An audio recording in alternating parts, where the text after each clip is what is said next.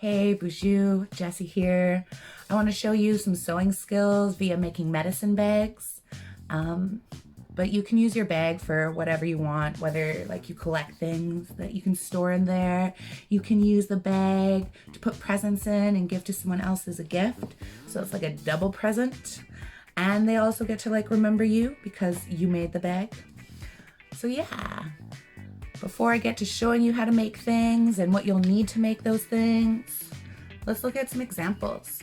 Because medicine bags come in all different shapes and styles and sizes, and yeah. This one here is a tiny one made with one piece of fabric. You got stitching here along the top, along the side, and the bottom. And yeah, it's got a little drawstring. This one here is a round style little medicine bag gifted to me. Has tobacco in it. It has 2 drawstrings. This one is made with 4 pieces of fabric.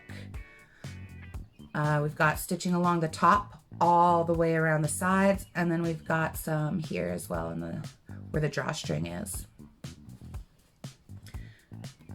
Another rectangular style, a little larger, you know, same as the smaller one. Stitching here along the side and the bottom, 1 drawstring.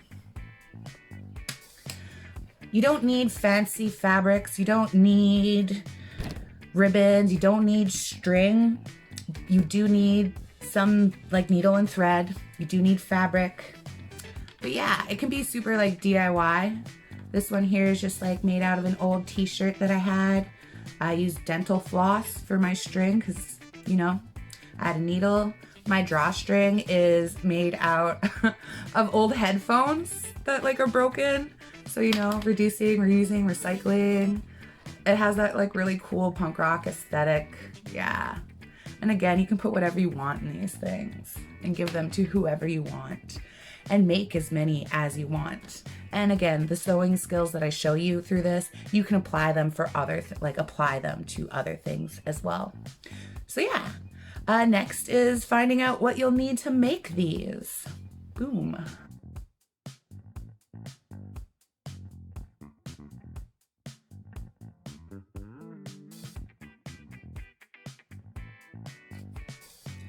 All right, now we're gonna design our medicine bag. We're gonna start with the top. You're gonna draw a rectangle. The longer it is, the wider the top is. The opening. So right now, just watch, then do it.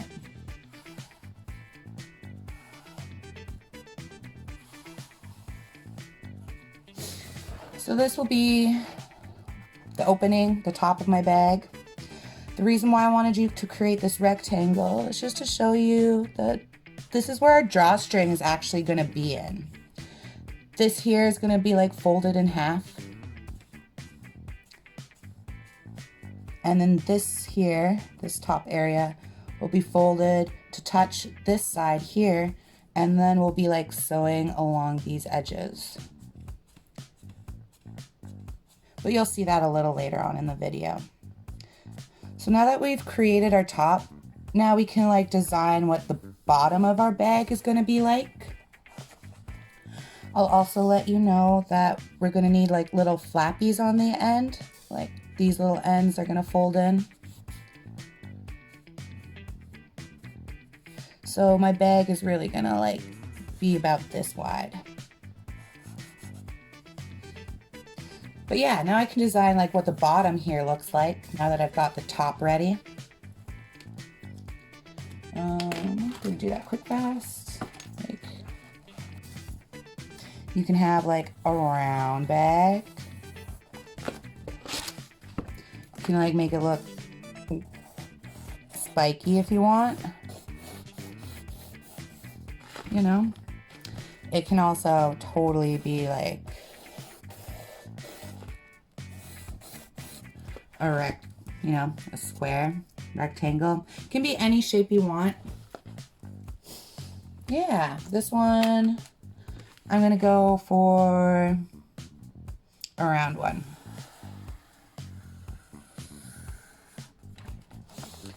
So here's my template. Now I'm ready to cut it out. Boom, medicine bag. Another style. This one's designed to look like my cat's footprint.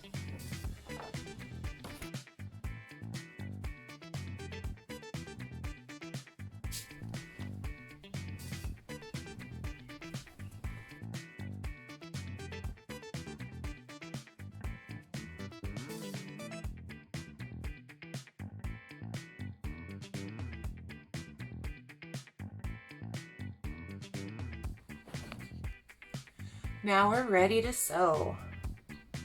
Here is the front piece.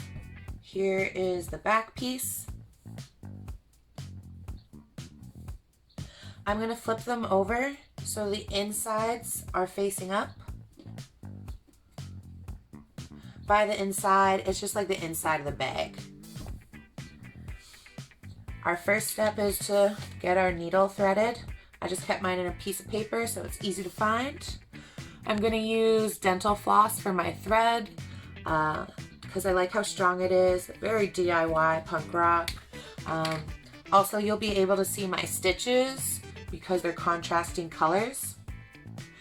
If you're sewing your medicine bag and you don't want to see any of your stitch work, just pick a thread that matches the same fabric color and then you won't be able to see it. Like if you didn't want to see mine, I would just pick black. But I want you to be able to see what I do. So I'm just threading the needle by sticking one end through the eye hole. I'm gonna tie both ends of the string together. What I do is I just make a loop and then I stick both ends through the loop. And then I just pull on the ends and it makes a little knot at the end of my string. So we're gonna fold in our flaps. These are the things that are gonna get sewn first. Yeah, I'll worry about that afterwards. And I'm gonna do a blanket stitch, a lazy stitch. Yeah, this one I was told is a lazy stitch. It's one of the easiest ones to do. So I'm poking through, pull. Then I'm just gonna go further up a little bit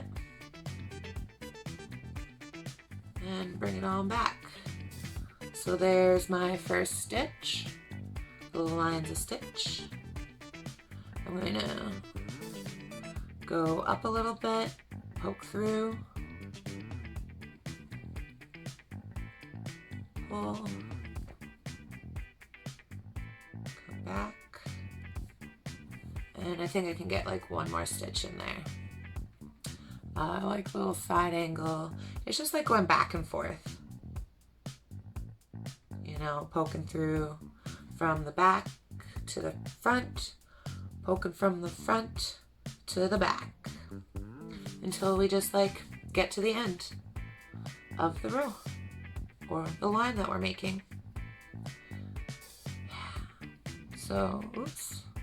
If you notice any little loops sticking out, maybe just one side of your string is longer than the other, and I just tug on the strings until everything's all nice and together.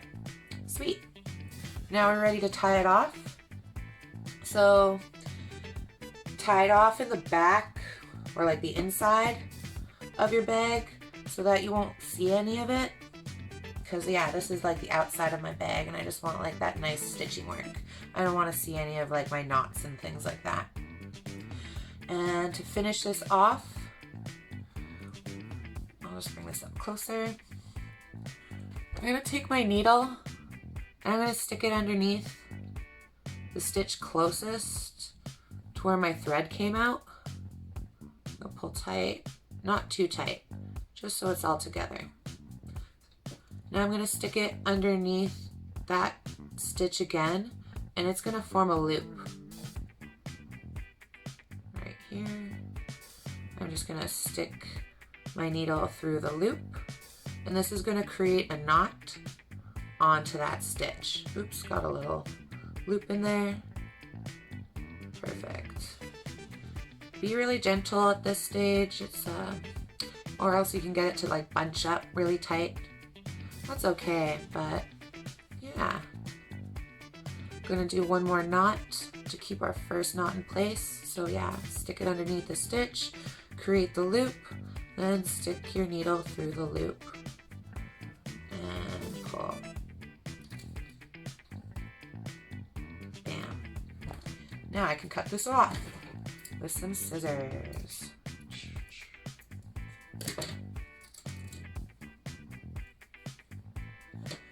So now you can like cut off the little excess here.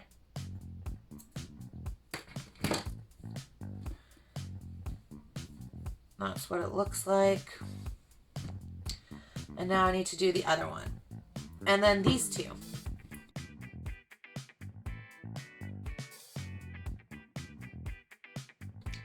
Now we're ready to finish the top.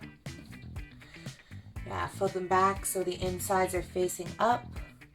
And now we're going to fold the top over so that this flap edge meets the other flap edge, both sides. You can pin it in place if you find that the fabric's moving around too much. If you have pins, don't worry, you don't need them. They do make it a little bit easier, but just go slow if you don't have them. I find the slower you go, the easier it is. At least when first starting, because your hands aren't used to it. The muscles in your hands are like, what am I doing? Why are you doing this to me? Okay, so now I'm ready to sew along the edge. Yeah, definitely gonna poke through. Yeah, so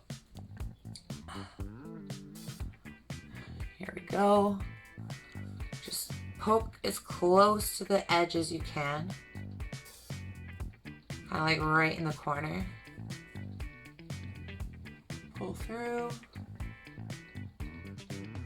And we're still gonna use that blank, like that lazy stitch. Oops, there's a little loop. Pull that. But instead of making really long stitches like I did for my flap edges, I'm gonna make them a lot smaller and closer together, because that just means it's gonna be stronger. And I know there's gonna be a lot more like wear and tear with the drawstring, like being in the little drawstring tunnel that we're creating for it. There we go. So this part's gonna take, time.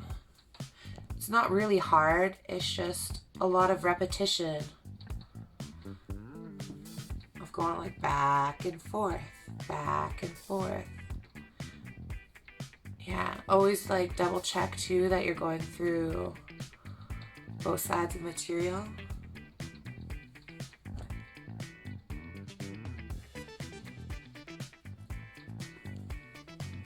If you're finding like this sewing part boring, like definitely like play music, sew with somebody else, and like have some conversations, talk about stuff, ask each other questions, like, do you believe in UFOs? Stuff like that. Who knows? You can talk about anything that you want when you're sewing with somebody. As long as they're down to talk about it too, of course. So yeah, as you can see, like, my stitches are way closer together. They're way tinier, both on the front and in the back. And I'm just gonna keep going along this edge until I get to the end.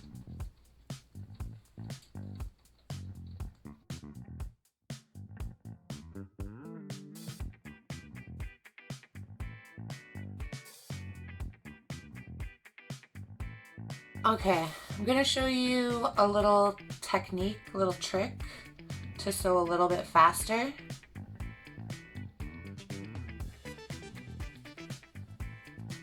Definitely don't use this until you feel comfortable just like doing it the first way I showed you.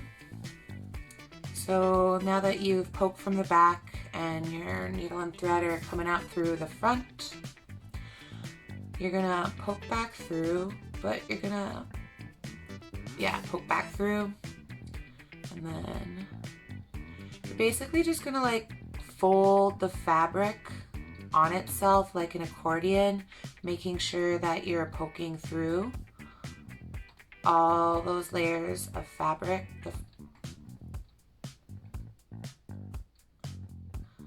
The reason why you're folding it like an accordion, or like how you'd make those like paper fans, is because once you've like gone through a bunch of fabric, you just pull your string. And look, I literally just sewed through half of that already. But remember, with this lazy stitch, it's just to like do the flaps on the side, and up top, we're going to be using some different stitching for around the edges, because again, this one isn't a very strong stitch. It's good for like adding any extra little decorative details, or for sewing on areas that's not going to have a lot of wear and tear. But our bags are going to be holding things that are going to be holding weight, so we're going to use different stitching, stronger stitching for that. So yeah, there's my like lazy stitch there. Now I'm just going to tie it off by sticking my needle underneath that closest stitch. Going to do that again to form a loop. Going to stick my needle through the loop, pull tight to make a knot on that stitch, and I'm going to make one more knot on that stitch so that my first knot doesn't come undone. Bam.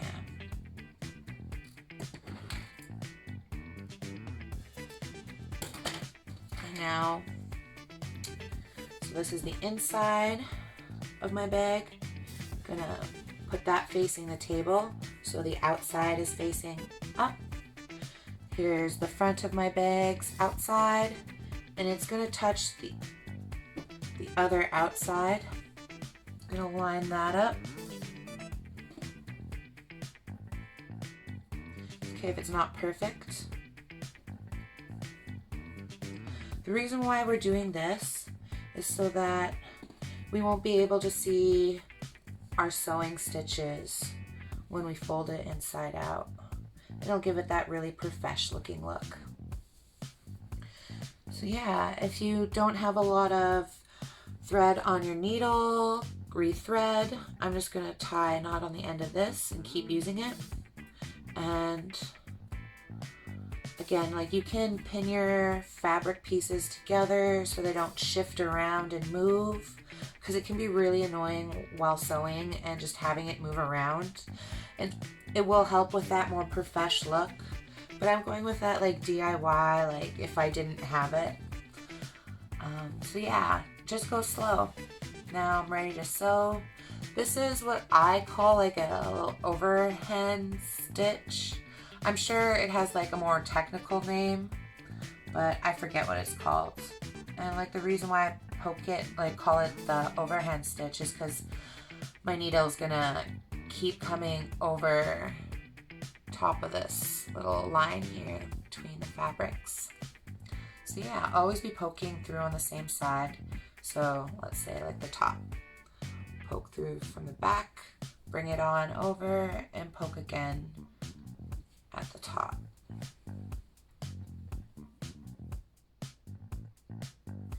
And again, just keep your stitches really close together. Go slow, take your time.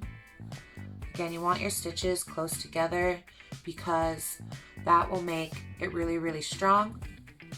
If they were spaced further apart, you'd get holes in the side of your bag, things would fall out, and it'd just be easier to break. Yeah, I'm gonna keep poking along the side here.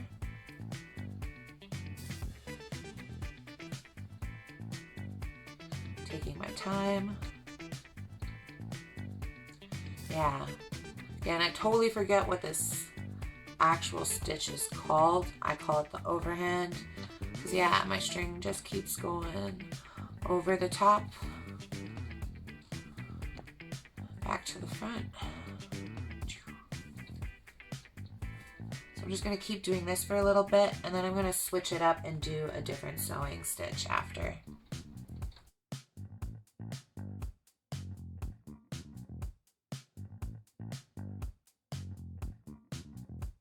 Okay, so I'm almost out of string, so I'm going to tie off now because it's easier to tie a knot when you have like way more string at the end versus just like a little bit.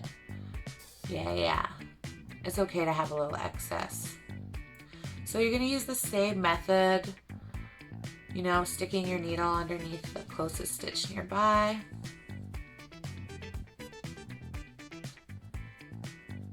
So, oops, yeah, pull tight, do that again, stick it underneath that stitch. So it makes a loop. Stick your needle through the loop, pull tight, and you're just gonna make one more knot on top of that other knot. Bam. So the next stitch I'm going to teach you is a backhand stitch. It's a little similar to the lazy stitch that we first did because we'll be poking from like front to back, back to front, instead of just always poking through the front. So again, you're going to poke from back. This is going to be my back. This is going to be my front. So yeah, poking through the back to the front. Making sure, again, you're poking through both pieces of fabric. Go up a little bit, make your stitch. So there's my stitch right here that I just made. I'm gonna stick my needle so that it's in front of my stitch, kind of where I first started. And then I'm gonna poke my needle at the end of that stitch.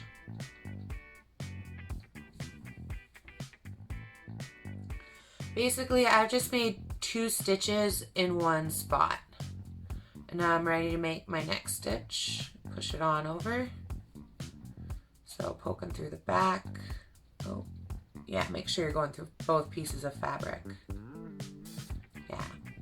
So poke from the back to the front. Whoops. Go slow, or you're going to tangle your string.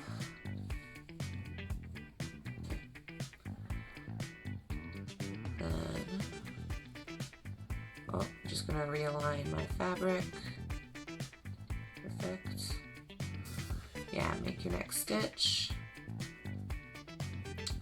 So this back stitch is way stronger than that lazy stitch. You're gonna get a little bit of that lazy stitch look though. So yeah, there's my stitch. Just gonna make sure my needle comes in front of it. Or basically, here's a stitch on the back, and then you're just gonna stick your needle at the end of that stitch. Boom, it comes up in front of that one. And then poke back down. I'm gonna make one more with you. So yeah, poking from the back to the front. I'm gonna make my first stitch. And then I'm gonna make another stitch on top of that one that I just made by poking in front of it. And then coming back down at the end of that stitch.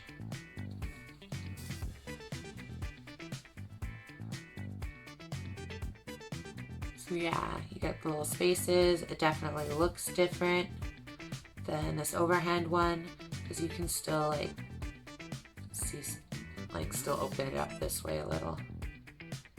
But both are really strong stitches, either or, up to you, you can use for your bag. Now I'm just gonna finish this off. And then we'll get to stringing, threading this bag, putting in the drawstrings.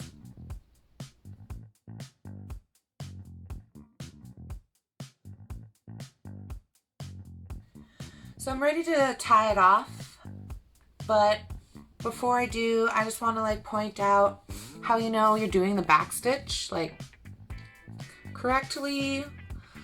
So this is the back side. If you notice, like all the stitches are super close together. They're almost like touching each other and like forming a line. It's okay if it's a little gappy and some are shorter or longer than others. But yeah, this is what you're gonna see on the back side with the back stitch versus the front side. When you're using the back stitch, the front side is just gonna look like the lazy stitch. You know, nice and spaced apart. But yeah, the back side just kind of looks like one long row, or all the stitches are touching each other. And that's how you know you've done the back stitch correctly. And yeah, which is very much different than this like little overhand stitch that we were doing on the other half. So I'm going to tie this off and then fold it inside out, and then we'll be ready to put in the drawstring.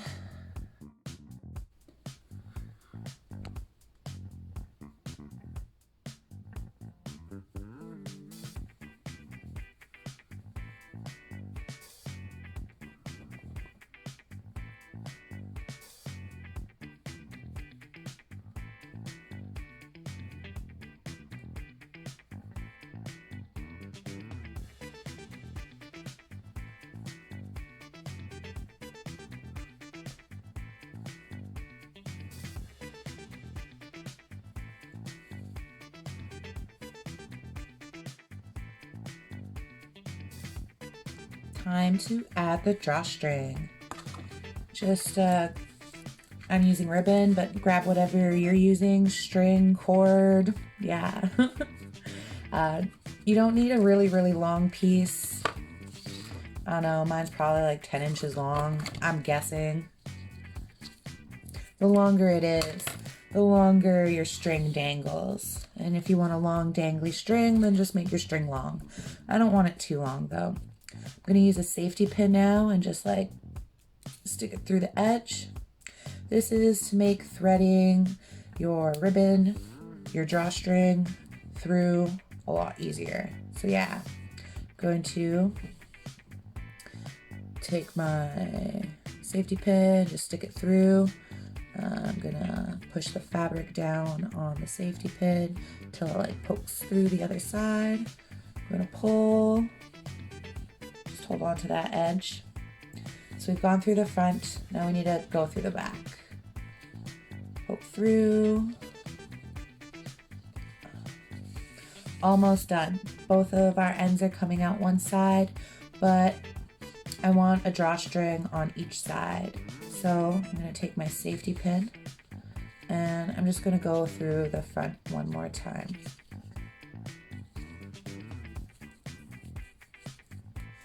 Boom. Now that's done, got nice and closed. I could take this off. I can like add beads or decorate my strings however I want. I'm just gonna like cut them so the ends kind of look like a snake tongue, folding in center, cutting from the center upwards towards the edges. Bam. Oops. Gonna do the same to the other side.